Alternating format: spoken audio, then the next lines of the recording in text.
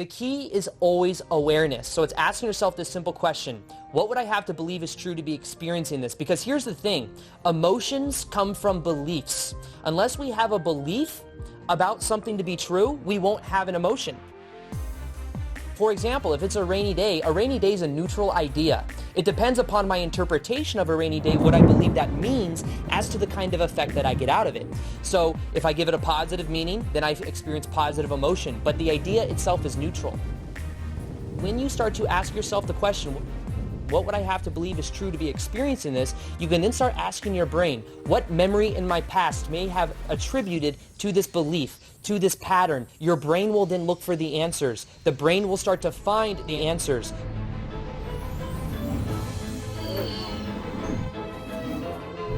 Maybe it takes you a day or two. Maybe you're walking the next day after you're kind of frustrated, you can't remember what that is, and all of a sudden you're at the grocery store and you remember, wait, there was something that happened. I think my parents were going through a divorce at 4 years old, and I had this memory of something happening, and you become aware of it. Now, here's the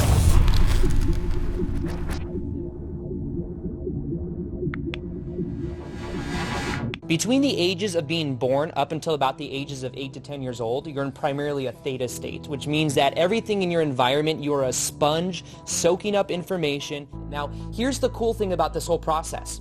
It is just as simple as becoming aware of whatever that belief is or whatever you have to let go of is. It doesn't have to be more complicated. A lot of times people are like, oh, it can't be that simple. I just become aware of the limiting belief, or I just become aware of what I need to let go of, and then it's solved. It can be that simple, because in the moment of awareness, you realize that it doesn't relate anymore. It served you for a period of time of what we were talking about, the unconsciousness.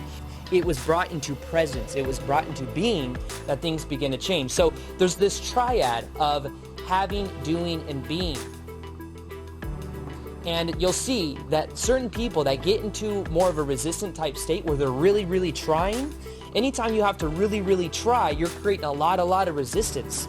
So that trying comes from doing. But the key is when you shift into being. Now, the other part I'll talk about for a sec is understanding our self-image, because the part that may have also been, in a way, coming back at you was the old self-image. Mm-hmm. It was these barriers that we put in ourselves of our self-image for the way that we see ourselves, that the universe will sometimes give us a sign, give us something that happens that says, are you sure you've changed? Because it'll give you the old pattern.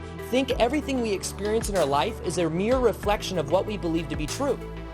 If we wait for the mirror to change, we will wait forever. But the moment we allow the mirror to be different and we change ourselves is when everything changes. So the universe will give us this mirror reflection every now and then of who we were before, because a lot of times there's a momentum to our self-image, because there's a pattern that we've all been living for a long period of time. So we continue to experience it. But the key is when we move from doing into being, when we're aware of it and we make that choice to move forward, because we understand we are shedding the old part of our self-image that no longer serves us. The self-image that's scared. A lot of times that's a self-image that likes familiar things. So it's trying to keep us safe. The self-image is trying to do and trying to keep us to survive. It's doing something quote unquote good for us in the eyes of that ego, that part of ourselves. We have to, in a way, nurture it.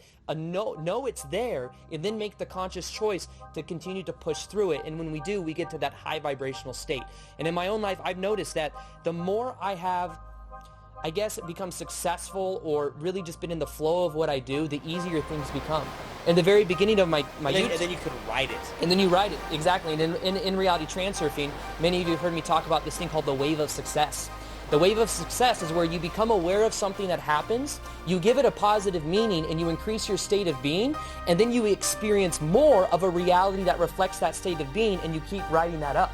So the only time that'll knock you off the wave of success is if something happens, and when something happens, you give it a negative meaning, it bumps you off that wave because of the meaning you're giving it. But remember, there is a reality where there's a positive that comes from it and a negative. It depends upon your perspective, because whatever perspective you're in will be the pattern recognition that you see in your life.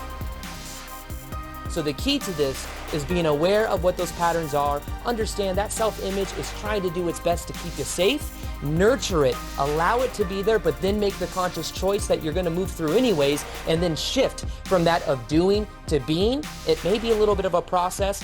In the beginning, when I started daily videos on YouTube, I had to do for the first like 30 videos until I became and I saw myself as somebody that creates daily content, someone that generates a lot of content, high quality content. I started to embellish that into my self-image.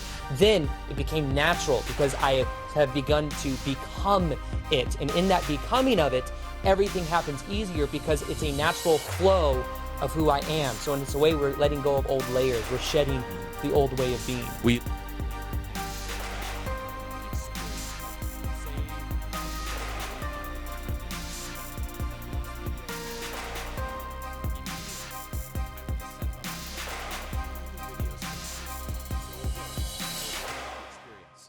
And whenever that happens, because it still occasionally does,